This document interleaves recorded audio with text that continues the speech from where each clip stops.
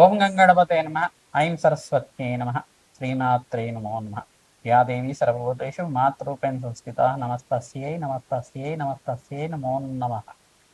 ఓం నమ శివాయ. శివాయ గురవే నమ. క్లీం కృష్ణాయ గోవిందాయ గోపీజనవల్లభాయ శ్రీకృష్ణ పరబ్రహ్మణే పరంజ్యోతిషే నమ. క్రీం క్లీం మహాకాళికాయ నమ. ఓం నమో భగవతే కాళభైరవాయ నమో నమ. శ్రీరామ జయ రామ జయ జయ రామ రామాయ నమో. జయ గురు దత్తాత్రేయాయ నమ. దత్తాత్రేయాయ నమ. యూట్యూబ్ ప్రేక్షకులకు అందరికీ కూడా నమస్కారం అండి. నేను పాలపర్తి గురునాథ శర్మ, జ్యోతిష్యం వాస్తు సిద్ధాంతిని. మీకంతా కూడా గోచారరీత్యా గ్రహాల యొక్క స్థితిగతి కలీక వాటి ప్రభావం అంతా కూడా విశ్లేషణ చేయడం జరుగుతుంది. ప్రధానంగా చూసుకుంటే ఈరోజు చెప్పబోయే టాపిక్ ఏంటంటే ఈ యొక్క రాహుకేతు ప్రభావం వల్ల జాతకరీత్యా జన్మజాతక వశాత్తు కొంతమందికి అంతా కూడా రాహుకేతులు ఈ స్థానంలో ఉంటే కనుక దోషకారిగా ఉంటారు. ఏ స్థానాలు అని చెప్పేసి అంటే ప్రధానంగా చతుర్థ స్థానము, అష్టమ స్థానం అని చెప్పేసి అంటారు. జాతకరీత్యా ఎవరికైతే కనుక ఈ స్థానంలో రాహువు కానీ కేతు కానీ సంచారం చేస్తుంటాయి లగ్నవశాత్తు, దాన్నంతా కూడా చతుర్థ స్థానంలో రాహు కానీ కేతు కానీ సంచారం చేస్తే ఏ లగ్నమైనా ఉండొచ్చు, ఏ రాశి అయినా కావచ్చు, ఎవరైనా కానీ దీనికి ఆ దోష ప్రామాణికం అనేది చెప్పడం జరుగుతుంది. ఏంటిదంటే దానికి చతుర్థ స్థానంలో అయితే కనుక మాతృమూలకమైన పితృశాపం, మాతృమూలకమైన పితృదోషం అని చెప్పేసి, మరి అష్టమ స్థానంలో రాహు కానీ కేతువు కానీ సంచారం చేసి ఉంటే దాన్ని స్త్రీ శాపం అని చెప్పేసి దాన్నంతా కూడా ప్రామాణికంగా చెప్పడం జరుగుతుంది. ప్రధానంగా చూసుకుంటే ఈ యొక్క అష్టమ స్థానంలో కేతు సంచారం చేసిన, ఈ యొక్క చతుర్థ స్థానంలో రాహు సంచారం చేసిన దాన్ని పితృదోషం కింద అంటారు. మరియు చతుర్థ స్థానం అంతా కూడా మాతృమూలకమైన స్థానం అని చెప్పడం జరుగుతుంది. అష్టమ స్థానం అంతా కూడా దీర్ఘ సుమంగళ యోగము, సౌభాగ్య స్థానము, అష్టమ స్థానం అనేది ఆయుస్థానం అని చెప్పేసి చెప్పడం జరుగుతుంది. ఆకస్మిక ధనలాభాన్ని ఇచ్చే స్థానంగా చెప్తుంది, మరియు ఆకస్మిక ధన వ్యయాన్ని ఇచ్చే స్థానంగా చెప్పడం జరుగుతుంది. కర్మ ఫలితాన్ని అనుభవించే విధంగా చేసే స్థానంగా చెప్తుంది. ఈ యొక్క స్థానాలను బట్టి ఫలితాలు అనేది మారుతూ ఉంటాయి అన్నమాట. ఈ యొక్క లగ్నవశాత్తు మీరు చూసుకోవాల్సి ఉంటుంది. మేషాది ద్వాదశ రాశుల వాళ్ళకి ఇప్పుడు చెప్పబోయే టాపిక్ ఏంటంటే స్త్రీ శాపం కానీ మాతృమూలకమైన పితృదోషం కానీ ఉంటే కనుక, మాతృమూలకమైన పితృదోషం కానీ మాతృమూలకమైన మాతృశాపం కానీ ఉంటే కనుక ఈ యొక్క జన్మజాతకంలో మీకు అంతా కూడా ఆలస్య వివాహం అవడం కానీ, లేకపోతే ఆలస్య సంతానం అవుతుండడం కానీ, ఈ యొక్క ఎదుగుదల లేకపోవడం కానీ, వృత్తిలో కానీ ఉద్యోగంలో కానీ ఎంత ప్రయత్నం చేసినా అనుకున్న స్థాయిలో ఎదుగుదల లేకపోవడం, ఆర్థికంగా కుంగిపోవడం, ఆర్థికంగా నష్టపోవడం కానీ జరుగుతూ ఉండడం, ప్రధానంగా ఆస్తి నష్టం పోవడం మీకంతా కూడా జరుగుతూ ఉంటుంది. ప్రధానంగా స్థిరాస్తి అంతా కూడా ఎంత ప్రయత్నం చేసినా కొనుక్కోలేకపోవడం, గృహయోగం అంతా కూడా ఎంత ప్రయత్నం చేసినా కొనుక్కోలేకపోవడం, భూ సంపద అంతా కూడా ఎవరి చేతిలో మీరంతా కూడా నష్టపోవడం అనేది జరుగుతూ ఉంటుంది అన్నమాట. ఎవరి వల్ల అయినా కానీ స్త్రీ శాపం కానీ ఇవన్నీ ఉంటాయి కనుక దీన్ని ప్రామాణికంగా అంతా కూడా జాతకరీత్యా ఉండే దోషాలకంతా కూడా జ్యోతిష సిద్ధాంతాలతో మీ జాతకాన్ని అంతా కూడా జన్మ జాతకాన్ని విశ్లేషణ చేయించుకోవాలి.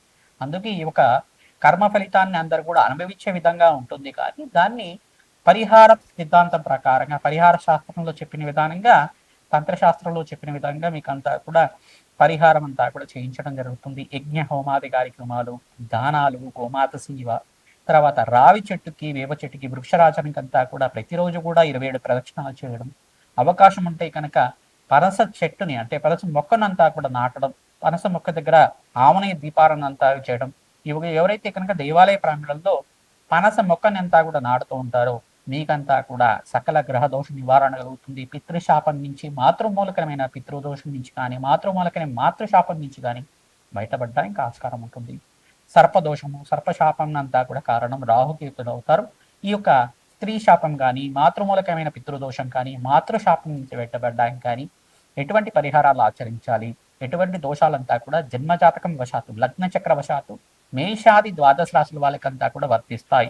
రాహుకేతు ప్రభావం వల్ల ఎటువంటి పరిహారం అంతా కూడా చేసుకుంటే అఖండమైన ఐశ్వర్య ప్రాప్తి కలుగుతుంది, వంశాభివృద్ధి కలుగుతుంది అంతా కూడా తెలుసుకోవడం జరుగుతుంది. కుంభరాశి జాతకులకి లగ్న చక్రవశాత్తు రాహు చతుర్థ స్థానంలో ఉంటే కనుక దీన్ని మాతృమూలకమైన పితృదోషం అంటారు. కేతు కానీ చతుర్థ స్థానం ఉంటే మాతృశాపం అంటారు. అష్టమ స్థానంలో కేతు ఉంటే కనుక దాన్ని ఈ యొక్క స్త్రీ శాపం అంటారు. దీని నుంచి బయటపడడానికి ప్రతినిత్యం కూడా సువాసిని ఆచర విధానం చేసుకోవడం, ప్రతినిత్యం కూడా విధవాళ్లకు అన్నదానం చేయడం, గోమాత సేవ చేయడం, పక్షులకంతా కూడా ఆహారం పెడుతూ ఉండడం వల్ల సకల శాపాల నుంచి బయటపడడానికి ఆస్కారం ఉంటుంది. ప్రతినిత్యం కూడా గోమాతకి శనగలు, ఉలవలు, మినువులు మరియు ఈ యొక్క బొబ్బర్లంతా కూడా నానబెట్టినవి తరచుగా నివేదన చేస్తూ ఉండాలి. గోమాతకంతా కూడా నానబెట్టిన వస్తువులన్నీ కూడా నివేదన చేస్తూ ఉండాలి. ప్రధానంగా గోమాతకి ఎవరైతే పచ్చిక ప్రతినిత్యం కూడా మీ చేతితో పెడుతూ ఉంటారో సకల దోషాన్ని నుంచి బయటపడడానికి ఆస్కారం ఉంటుంది. దేవి భాగవతాన్ని పారాయణం చేసుకుంటూ ఉండాలి. సకల గ్రహ దోషాన్ని నివారణ కలుగుతుంది. సకల శాపాల నుంచి బయటపడడానికి ఆస్కారం ఉంటుంది. ఆర్థికంగా ఉన్నత స్థితి వెలగడానికి ఈ దోషాలంతా కూడా నివారణ చేసుకుంటే కనుక మీకంతా కూడా అఖండమైన ఐశ్వర్య ప్రాప్తి కలుగుతుంది. సకల సౌభాగ్యాలు లభిస్తుంటాయి. సువాసిని నచ్చే విధానంలో శనగల వాహనం చేసుకోవడం, ప్రధానంగా సువాసిని దేవికంతా కూడా మంగళగౌరి దేవి పూజ ఆచరించడం, ప్రతినిత్యం కూడా సువాసిని అర్చన విధానం చేసుకోవడం వల్ల అఖండమైన సౌభాగ్యం లభిస్తుంది. గురు పుష్యమి యోగంలో మీరంతా కూడా చేయండి, మంచి ఫలితాలు పొందుతారు. ప్రధానంగా రవి పుష్య యోగం అంటారు. ఆదివారం ఈ యొక్క పుష్యభి నక్షత్రం ఉన్న సమయంలో అంతా కూడా ఈ యొక్క రవి పుష్య యోగంలో కూడా ఈ దానాది కార్యక్రమాలు చేసుకోవడం వల్ల మంచి ఫలితాలు పొందుతారు. గురువారం, మంగళవారం, శుక్రవారం రోజున ఈ యొక్క పసుపు కొమ్ములంతా కూడా దానం చేయడం, పసుపు కొమ్ములంతా కూడా ముత్తైదులకంతా కూడా వాయినం ఇస్తుండడం వల్ల సకల సౌభాగ్యాలు లభిస్తుంటాయి. అష్టైశ్వర ప్రాప్తి కలుగుతుంది. పుత్ర పౌత్రాది సమృద్ధి కలుగుతుంది. వివాహాది శుభకార్యాలు జరగడానికి ఆస్కారం ఉంటుంది. మహాలక్ష్మి స్థిర నివాసంగా ఉంటుంది. ప్రతినిత్యం కూడా మహాలక్ష్మి దేవి ఆరాధన తామర పూలతోటి, తులసి దళాలతోటి, మల్లె పూలతో చేసుకోవడం వల్ల సకల సౌభాగ్యాలు లభిస్తుంటాయి. అష్టైశ్వర ప్రాప్తి కలుగుతుంది. శ్రీమాత్రే నమః. మేషాది ద్వాదశ రాశుల వాళ్ళకి ప్రధానంగా చూసుకుంటే చతుర్థ స్థానం గృహయోగం కోసం చెప్తుంది, స్థిరాస్తి కోసం, భూసంపద కోసం చెప్తుంది, మరియు ప్రధానంగా చూసుకుంటే స్థిర ఐశ్వర్యం కోసం కూడా చెప్తూ ఉంటుంది. అంటే పితృదేవతలకు ప్రీతికరంగా పితృ ఆర్జితం అంతా కూడా పూర్వీకులు ఆర్జించిన ఈ యొక్క ఆస్తి స్థిరాస్తి లభించాలన్నా చతుర్థ స్థానము, అష్టమ స్థానం చాలా బాగుండాలన్నమాట. ఈ స్థానాలు గనక రాహు గాని కేతు గాని క్రీతికృతమై లగ్నవశాతం ఉంటే గనక దానికి మాతృమూలకమైన పితృదోషం కానీ మాతృమూలకమైన మాతృశాపం కానీ లభించడానికి ఆస్కారం ఉంటుంది. ప్రధానంగా అష్టమ స్థానం ఆయుస్థానం అంటారు. దాన్ని అంతా కూడా మాంగళ్య స్థానము, దీర్ఘ సుమంగళి యోగం కోసం చెప్పే స్థానం అని చెప్పేసి అంటారు. స్త్రీలకి విశేషంగా ఈ స్థానాల్లో అంతా కూడా రాహు ఉంటే గనక దీన్నంతా కూడా స్త్రీ శాపం అంటారు. పురుషులకు కూడా స్త్రీ శాపం వర్షించడానికి ఆస్కారం ఉంటుంది. ప్రధానంగా ఈ యొక్క అష్టమ స్థానంలో అంగారకుడు రాహు కలిసి ఉంటే కనుక దాని మాంగళ్య దోషం అంటారు. అంగారకుడు కేతు కలిసి ఉంటే కనుక స్త్రీ శాపము, మాంగళ్య దోషం అంటారు. దీని నుంచి బయటపడడానికి ప్రతినిత్యం కూడా సువాసిని ఆచరణ విధానం ఆచరించడం, ప్రతినిత్యం కూడా దేవతా కళ్యాణం ఆచరిస్తూ ఉండాలి. శివపార్వతుల కళ్యాణం పుణ్యక్షేత్రంలో శ్రీశైల ప్రాంగణంలో అంతా కూడా చేసుకోవడం వల్ల సకల దోషాలు, సకల శాపాల నుంచి బయటపడడానికి ఆస్కారం ఉంటుంది. సుబ్రహ్మణ్య స్వామి కళ్యాణం అంతా కూడా కృత్తిక నక్షత్రం షష్ఠి తిథి రోజు మంగళవారం వేళల్లో కానీ, ప్రతినిత్యం కూడా గురువారం వేళల్లో కానీ ఈ యొక్క కళ్యాణం, సుబ్రహ్మణ్య స్వామి కళ్యాణం అంతా కూడా ఆచరించడం వల్ల సకల శాపాల నుంచి బయటపడడానికి, సకల దోషాల నుంచి బయటపడడానికి ఆస్కారం ఉంటుంది.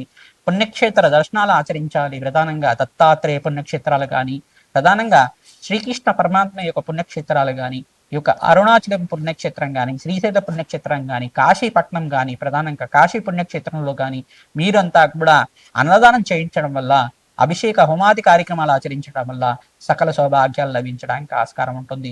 దేవి భాగవతాన్ని పారాయణం చేస్తూ ఉండాలి. సువాసిని అర్చన విధానం చేస్తూ ఉండాలి.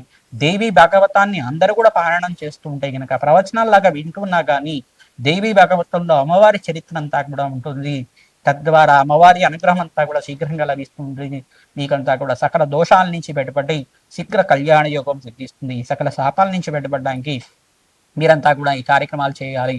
ప్రధానంగా శాంతి హోమాది కార్యక్రమాలు చేయాలి. ప్రధానంగా రాజశ్యామల యజ్ఞాది క్రతులు, మాతంగేశ్వరి మూలమంత్ర జపాలు, తర్వాత బగలాముఖి శాంతి హోమాది కార్యక్రమాలు, కమలాత్మిక దేవి మూలమంత్ర జపాలంతా కూడా ఆచరించడం వల్ల జన్మజాతకంలో ఎటువంటి ప్రబలమైన దోషాలు ఉన్నా కానీ పరిహారం అవడానికి ఆస్కారం ఉంటుంది.